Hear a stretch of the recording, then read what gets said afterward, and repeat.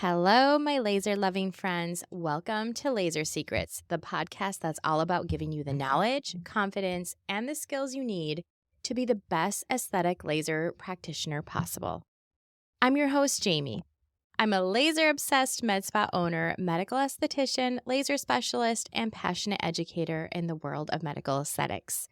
Today's episode is part of my Fast Science series, where we take laser concepts and make them simple, actionable, and easy to understand.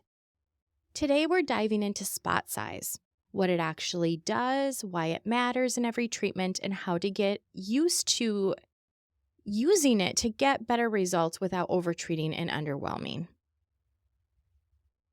In this episode, I'll give you a quick understanding of how spot size affects laser behavior, how it interacts with depth, fluence, and penetration, when to use smaller versus larger spot sizes, and the inverted triangle analogy that I hope will really help you to visualize this and put it all together so you can start using it and understanding how to use your laser more efficiently today. Okay, let's get to it. Spot size is the diameter of the laser beam at the surface of the skin. It's measured in millimeters. You'll see options like 2 millimeter, 6 millimeter, 10, and so on, all depending on your device. So it influences three major things. So first of all is depth of penetration. Next is fluence, which is energy per centimeter square. Third is treatment coverage and speed.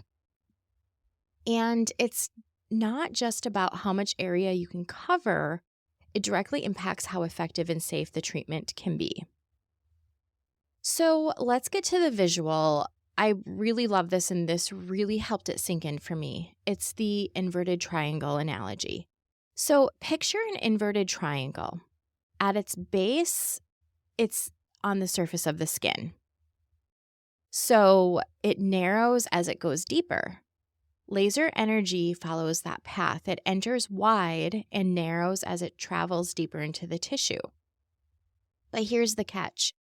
As energy travels down through the triangle and into the skin, it actually loses power. This is called attenuation. Some of it is absorbed, some of this energy actually backscatters, and some dissipates as it moves through tissue. A smaller spot size starts with a smaller, more narrow triangle base, which means the energy doesn't reach very far. It stays superficial. A larger spot size starts with a wider triangle base, so the energy can travel a little bit deeper into the skin before it essentially loses steam. This is why larger spot sizes are great for deeper penetration. Smaller spot sizes are more superficial. So let's connect this to fluence and how much energy is being delivered per unit of area. The basics are fluence is joules divided by centimeters squared. So it's energy divided by area. If you increase the spot size, you increase the area. So the fluence actually drops. If you decrease the spot size, the area shrinks, so the fluence goes up. Which means if you have a spot size of 20 and you're using a fluence of, say, 20 joules, that is going to be spread over a larger area. And think of that inverted triangle. It's going to be a larger area, but that means also the energy is dissipating because you're still using 20 joules. If you go to a 5 millimeter spot size and you're still using 20 joules, that is a heavily concentrated area of energy being used. So, really when we're thinking about what treatment, you must keep that in consideration. And you really must recheck fluences. Some devices auto-adjust. I'm not a huge fan of that. I'm a fan of us knowing our laser physics. And as long as our devices are calibrated properly, we should be able to go up to any device and understand how to use it. So I'm really big on everyone to understand truly the real physics behind this. Okay, so let's then match spot size to wavelength with some really common treatment goals. And I'm sure, if you're a laser technician already, this isn't going to be anything foreign to you. But just to kind of think about like, okay, when we want that energy to be more concentrated and shallow, how that spot size really matters versus dissipating it a little more with a larger spot size. For superficial treatments like pigmentation, small vessels like telangiectasia, whether you're using a long pulse 532 or a long pulse 1064 Nd:YAG, we typically use the smaller spot sizes. For my Quanta Evo Lightstar, I love to use between a 2 and a 5 millimeter spot size, depending on which vessel I'm treating. Going into our Alexandrite, 755 nanometers. This is a little more mid-depth. We use this a lot for our hair removal treatments.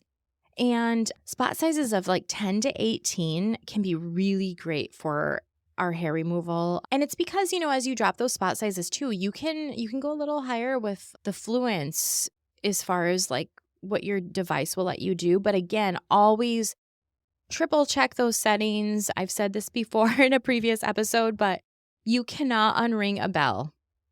You can never have too many safety checks when it comes to prepping your client, making sure, they haven't been on antibiotics or changed to photosensitizing medications, and triple check those settings before you fire. Next, I'm getting off my little rant there with, if you're using the 1064 Nd:YAG, again, for hair removal, this is great for our darker skinned clients, also targeting those deeper follicles, but typically we'll see, the spot size of like 12 and up for that. So wavelength gives you potential depth. Spot size helps you get there efficiently. So when we're really thinking about this again, let's really, really lock in some of these fundamentals. Larger spot size equals deeper penetration. You still get that backscatter. It dissipates. Smaller spot size is more superficial, but you can really have a more intense treatment area. Again, that Fluence, you can have a 20 joule Fluence, joules by centimeter squared in a large spot size and use the same 20 joules in a smaller spot size. That smaller spot size is going to be a much more intense treatment. One little side note, too, I want to mention is when you're doing tattoo removal. Now, this is done only with our Q-switch or Pico laser technologies. The reason why I say that is because I'm still seeing some places using the wrong type of laser for tattoo ink. And this is a big no-no. If you're someone who's been in the industry, you're probably like, oh, seriously, no doubt. Do you really have to say it? But unfortunately, we do. I see it even in our own area. And what happens is if you're using the wrong kind of laser, or you're using like a photothermal or long pulse laser, it's like hitting that ink with a lightning strike. You're going to basically boil that ink to the surface, and that creates a pretty significant wound. That wound will scab falls off, there's a scar left. And we just do not want that for our client's skin.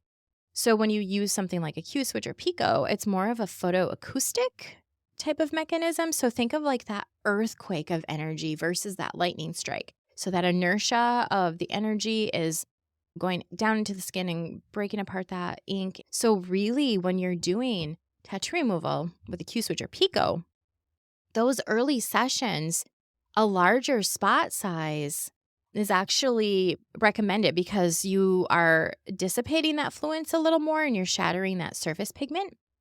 As you get deeper into the tattoo, I really love to adjust down my spot size because then I can go a little higher in Fluence and I can reach those deeper particles that are stubborn. And, tattoo removal is one of the few times where you shrink the spot size and increase the Fluence. This is because as the ink fades, you want to get deeper, and that requires a higher Fluence for tattoo removal.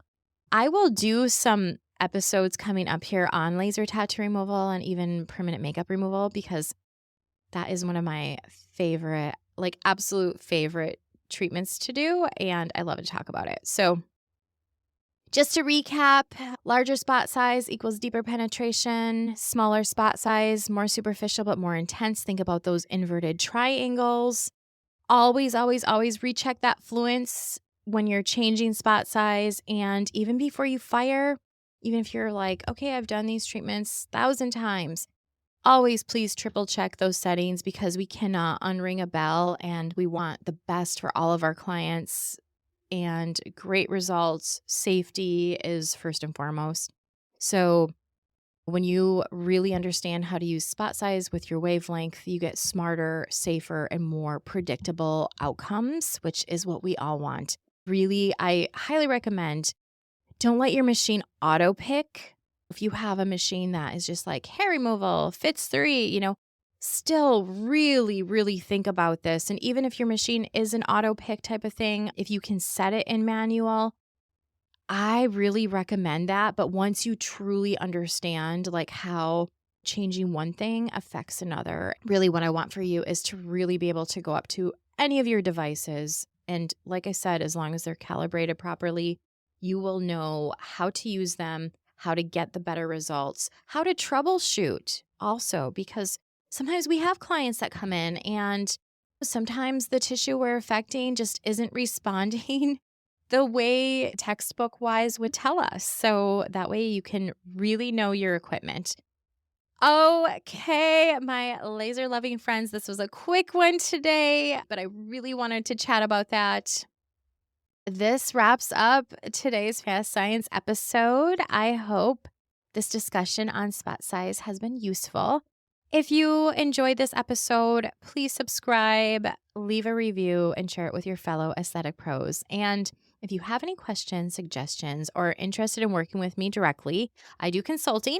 Send me a DM on at Laser Secrets Consulting. You can follow the links in the bio of the show. Until next time, stay confident, stay curious, and here's to having the best laser results ever.